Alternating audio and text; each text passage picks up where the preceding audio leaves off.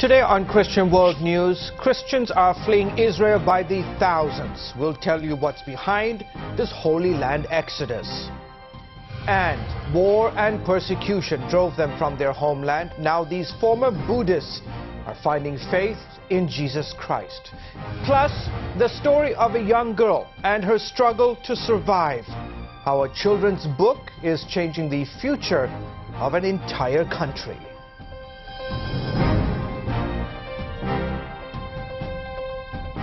And welcome to Christian World News, everyone. I'm George Thomas. My colleague Wendy Griffith is on assignment. Well, thousands of Christians from Iraq and other countries are leaving the Middle East because of persecution, violence, and economic hardships. Perhaps the most alarming exodus is occurring in the Holy Land, the birthplace, as you know, of Christianity. My colleague, Chief International Correspondent Gary Lane, has that story from Jerusalem. The Holy Land is a land of conflict and strife, security fences and checkpoints. A land where three faiths, Christianity, Islam, and Judaism, intersect. From this country, our faith began. And in this country, our whole essence of Christianity was started in this area of the world. Yet it's a place where the Christian minority is disappearing. You feel like somebody's choking you and there's no way out. I need to get out of here and find something else. This is Jerusalem's Via Dolorosa. Tens of thousands of Christian pilgrims come here each year to walk in the footsteps of Jesus and to visit other Christian holy sites. Well, what about the Christians who actually live here? Many of them are leaving, and this could eventually become like a Christian Disneyland, a fine place to visit, but without a Christian presence. It's an alarming trend. 45,000 Christians lived in Jerusalem in 1940. Today, there are less than 10,000. From Jerusalem to Bethlehem, the birthplace of Christ, the numbers are staggering. Christians are leaving by the thousands. Those now living in Israel, Gaza, and the West Bank total only about 150,000. That's less than 2% of the population. Brian Bush is president of the Christian Foundation for the Holy Land. If that Christian exodus continues, who's left in the houses of worship here? There's no voice to praise God. It's just empty stones and monuments and museums, and that would be a tragedy. There's no living church. So why are they leaving? I asked Ronnie Espinoli, a Palestinian Christian working at Nazareth Village in the boyhood city of Jesus. He says some of his Christian friends have been assaulted. Their cars and homes have been vandalized. Some people, they get persecuted physically, verbally. This is something getting tougher and much more pressure, not only in the West Bank and Gaza, but it's moving also to the Christians up in the north in Israel, in Jerusalem, and the Galilee area. Two of the worst incidents, Islamic militants murdered Gaza Christian bookstore manager Rami Ayad in 2007. And less than a year later, Israeli Messianic teen Ami Ortiz miraculously survived a mail bomb attack by a Jewish extremist. Less deadly but also troubling, attacks against Jerusalem's Calvary Baptist Church. This little girl enjoys the church playground, but it's been vandalized repeatedly. Pastor Steve Corey says church signs have been torn down and Christians harassed.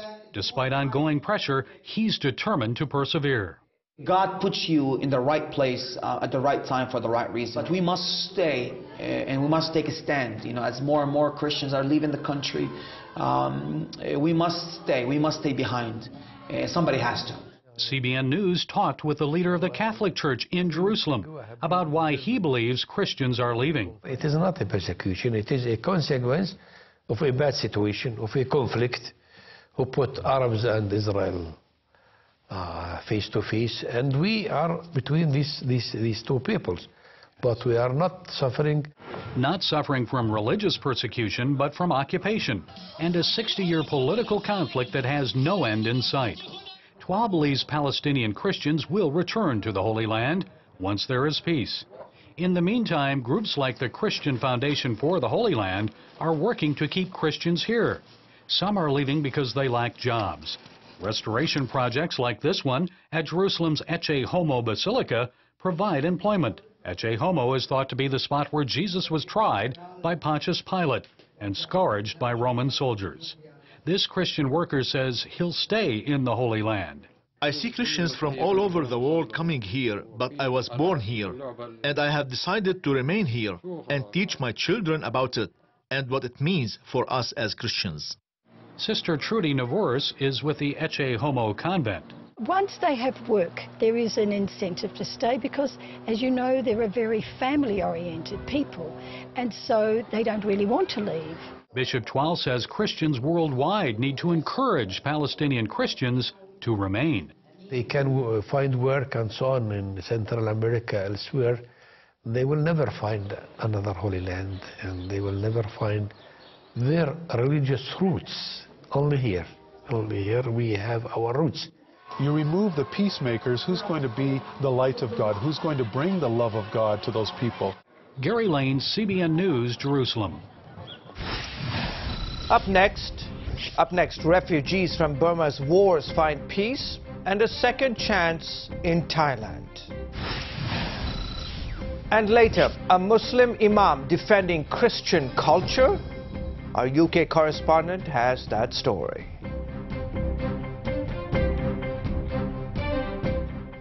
CWNews.org, your constant news source on the World Wide Web. Find daily updates on the global church. Watch the weekly broadcast. 3 former presidents come together to honor the life and ministry. Also available in podcast. Read in-depth insights into our reporter blogs. Taliban kidnapped at least 18 South Korean Christians. Your online news source for complete coverage of the global church. Have you ever wondered why some people seem to achieve success so readily? They're able to see opportunities all around themselves, conquering challenges and achieving success. How is it others are able to overcome destructive behaviors and find true satisfaction in life? And what enables some people to have such faith in God that they see miraculous answers to their prayers? The answer to these questions and how to live a victorious life are found in the secret laws of God's kingdom. In Pat Robertson's latest teaching, The Secret Kingdom Volume 3, you'll discover powerful keys to unlock the miraculous in your life. As you follow the laws of the secret kingdom and make them a part of your life, the results will be nothing short of incredible. If I could build this big, strong body, this armor around myself, then nobody could hurt me again. I felt like if my mother didn't love me, my biological father didn't love me, then how in the world could anybody else love me? God loves us, and He wants the best for us. I'm living proof of that. Just give Him a chance.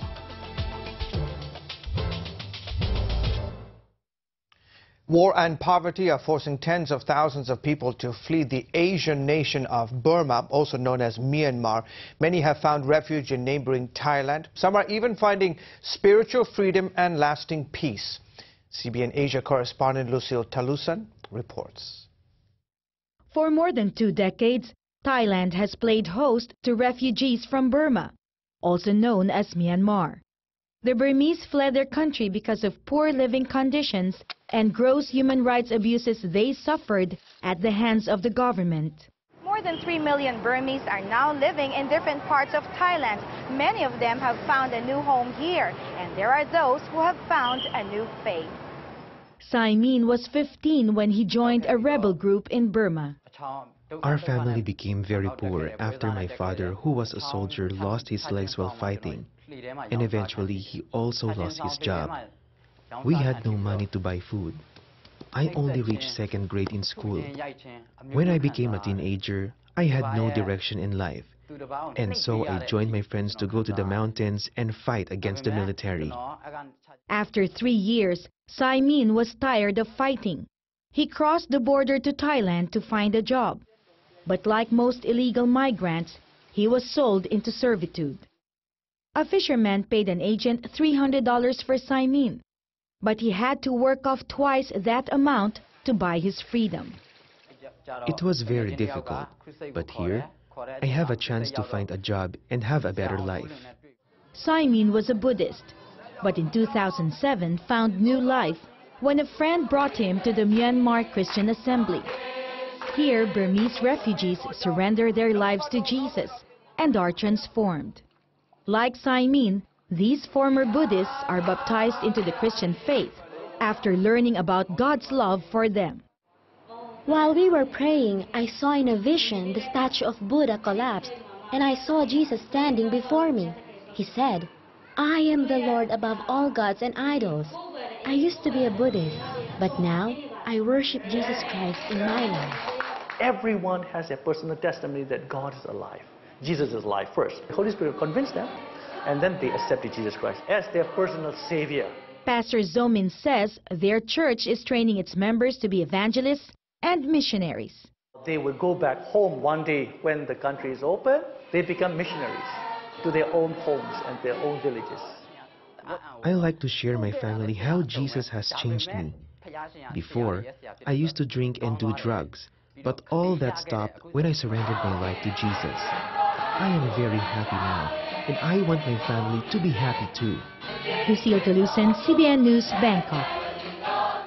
Thanks, Lucille. In the United Kingdom, Christians have come under increasing harassment from their employees. Surprisingly, a Muslim imam, can you get this? A Muslim imam has spoken out in their defense. Our UK correspondent Peter Wooding reports from London. A Muslim leader in the UK believes Christianity is under attack in the country after a series of high-profile cases of Christians facing persecution for expressing their beliefs in the workplace. Muslim Imam Dr. Taj Hagi wrote in a national newspaper that virulent secularism is targeting Christianity. We do have an undercurrent of hostility to religion, and particularly Christianity, because Christianity is, after all, the major faith of this particular country. Hagi also highlighted the case of nurse Shirley Chaplin, who works here at Royal Devon and Exeter Hospital. She refused to remove her crucifix while at work and has since lost her claim for discrimination after an employment tribunal ruled that she should have come to a compromise with her hospital employer. Hagi from the Muslim Education Centre of Oxford says in the case of Nurse Chaplin, politically correct busybodies under the cover of health and safety have a fanatical loathing of Christianity. I don't think that the reason they gave, that health and safety, was the issue. The issue was to deny people the right to have their religious symbols. The hospital argued that the objection to the crucifix, which she had worn for 30 years, was based on health and safety concerns about patients grabbing the necklace, not religion. Nurse Chaplin is not allowed to comment while her case is still on appeal, but this woman is speaking on her behalf. Andrea Williams, director of the Christian Legal Centre, says there have been considerations for Muslims but not Christians. Muslim staff are allowed to wear the hijab, and also they're allowed to cover up the bottom part of their arms. So exceptions are made for Muslims in the manifestation of their faith, but not for Shirley Chaplin to wear this small cross. Williams says the legal centre will continue to fight for Chaplin's right to wear the cross. It is appealing her case. Last year, CBN News reported the story of Christian nurse Carol Petrie, who was suspended without pay for asking a patient if she would like to be prayed for. She has since been reinstated and has returned to work, but the impact of this case has had a traumatic effect on her work life. There are ongoing problems with work, i.e. reduction of hours, experiencing the cold shoulder from management, being pulled into the office over incidences which aren't the truth. So it has been, since I've been reinstated, since last February in 2009, it has been an ongoing pressure. Hagi says incidents like these highlight the fact that Christianity is the traditional religion of Britain and should be protected, but the institutions that should be protecting it aren't doing that. I would expect that the organs of the church, whether it is the Archbishop or the bishops or others in the hierarchy, and also lay ministers and preachers, should speak out more firmly about the fact that their faith and religion as a whole is being sidelined. Hagi has even said that Muslims should respect the fact that Christianity is the historic faith of Britain and not try to institute Islamic laws. We should not be trying to impose our value system in this Christian heritage country. I myself, as an imam of an Islamic congregation, we do not believe that Sharia law should come here. So even as Muslim leaders like Hagi stand up for Christianity, Christians who express their beliefs in the workplace remain deeply concerned that political correctness will drive them out of their jobs. Peter Wooding for CBN News, London, England. When Christian World News returns, in Africa, the killer that's creating millions of orphans, and the children's book that's giving them hope.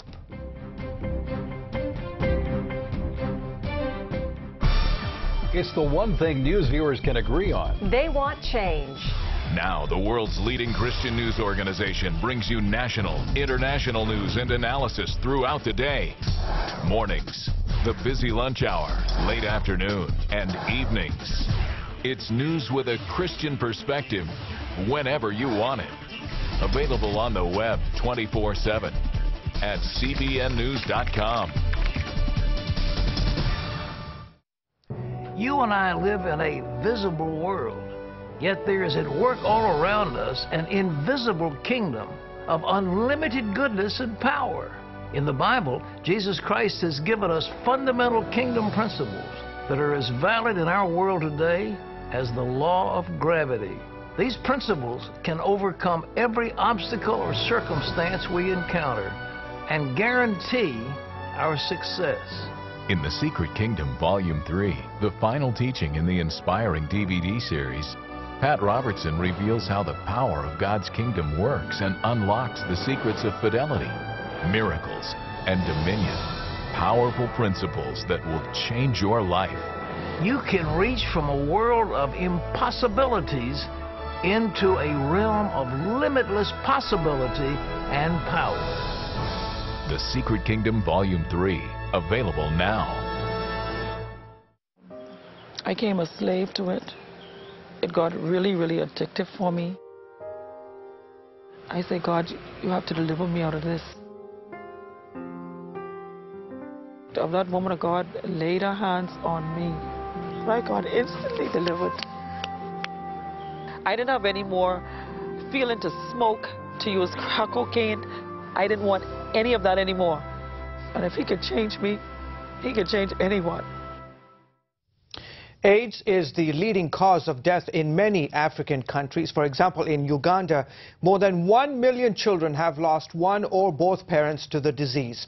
Now, a book about a young girl's battle against the virus is bringing a message of hope across the continent. Here's Kande's story from Western Uganda.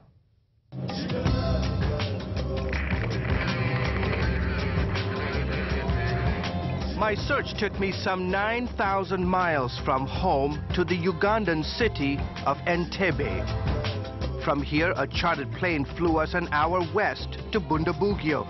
The place was so remote, we had to land on a grass runway.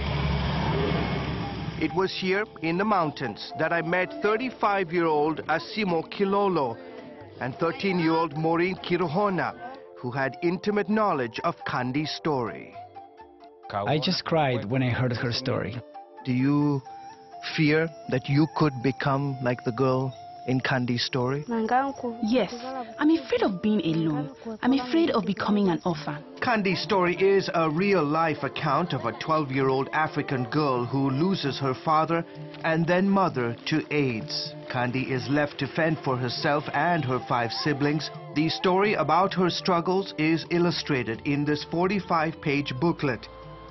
Nothing fancy about the book, yet her story has touched countless people living with or affected by HIV/AIDS.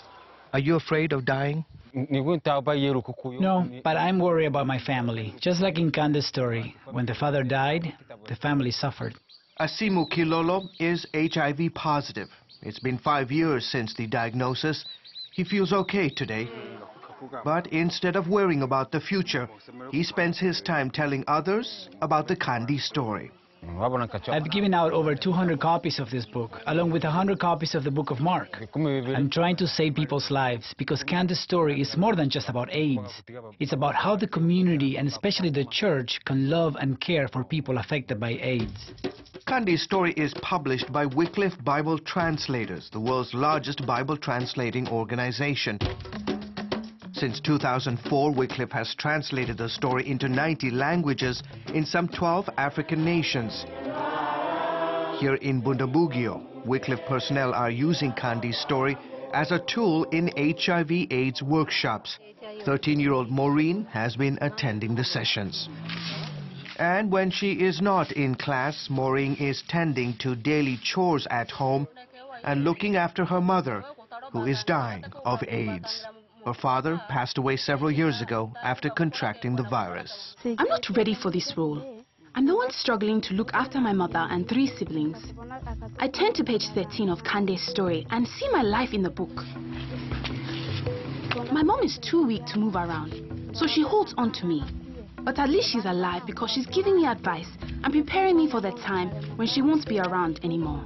I know they're going to be orphans, but I'm telling them to trust in the Lord. I know that He will take care of them.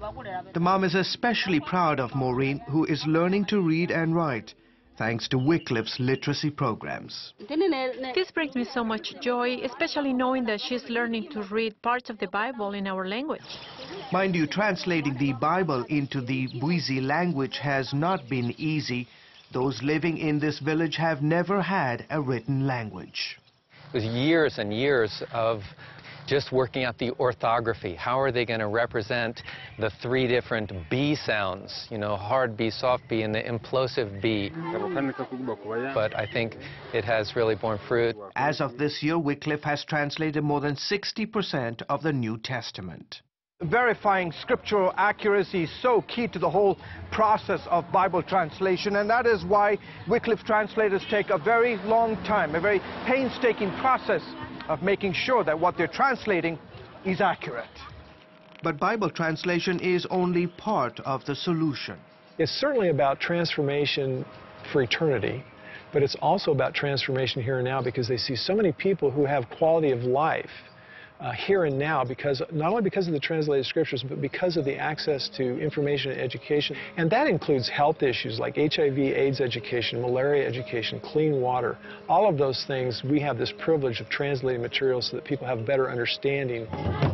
Back at the workshop, Maureen and Asimo are trying to take it all in. A group of men and women perform a musical skit about staying pure before marriage and staying faithful to your spouse. They also discuss how to avoid getting AIDS or spreading it to others. Our people need this information. I'm going to take what I learned here and share it with others. I love people, and I have a responsibility to help my fellow men stay alive and be healthy. If I ever get the chance to go to college, I want to become a nurse or a teacher. I want to educate people about this disease. That's what Kande did when she grew up. She told others about God and how to stay safe. You can find daily reports on the work of the church around the world at our website, cwnews.org. We'll be back right after this. We created this website as a place where kids can learn the Bible in a whole new way. Kids will love Superbook.tv. Their games, the ability to create your own personal Superbook characters. We even have a place for kids to listen to music on Superbook Radio. Superbook is CBN's animated series that teaches the Bible through the eyes of 2 friends and their robot sidekick. We're going to tell stories all the way from creation to Christ's return. The website also teaches kids life lessons. Parents can spend time online with their kids learning about the Bible. Superbook and Superbook.tv are entirely gospel-centered, and by supporting it, you'll help bring God's Word to children all over the world. We're reaching a new generation with the gospel of Jesus Christ. Together, we can give today's kids the truth of the Bible in a fun and exciting way that will change their lives. Visit Superbook.tv today. Daddy? Yeah, buddy? How many nickels are in $1? There are 20 nickels in $1. How do birds fly? Does milk really make my bones stronger? Yeah. Daddy, when we die, Will we go to heaven? Do you have the answer to life's biggest question? Call the 700 Club. We'll help you find answers to the important questions life brings your way. Christian World News, your window to the global church. For stories of revival, persecution, relatives and fellow Christians mourn his the first country over the international date I'm line. Coach Thomas in Baghdad, and coming up on the broadcast, an exclusive interview. and the impact of Christian leaders. Watch Christian World News. He's a pilot and inventor who grew up as a missionary kid in the jungles of Ecuador. For years, he's been trying to help his jungle friends fly just like the missionaries do. Well, now Steve Saint's latest invention may put his friends in the pilot seat a lot sooner than you think. Ephraim Graham has the story. It's a flying dune buggy, an all-terrain vehicle that can drive on freeways or, when needed, take to the skyways. We've got a rear seat that is wide enough to fit 3 people across the back. It's also wide enough to have a stretcher. Popular Mechanics called this missionary inventor one of the 10 most brilliant innovators of 2009. It's hard for people who live in a developed world to understand that there are lots of parts of the world that really are beyond roads. Steve Saint knows what he's talking about. He's the son of martyred missionary pilot Nate Saint. Their story is told in the movie End of the Spear, which relives the deadly attack by jungle natives when Nate and his friends tried to reach them with the gospel. And my dad being a pilot, I've grown up with that gene. But, Christ's commission to us was to go to parts of the world where the gospel hasn't reached and where his church doesn't exist, to plant the church. Airplanes are part of the go in missions. Saint and his team are also developing medical tools. Trying to figure out ways that we can put frontier people or missionaries who haven't had healthcare background into the driver's seat so they can offer to meet people's felt needs as a way of opening the door to the gospel.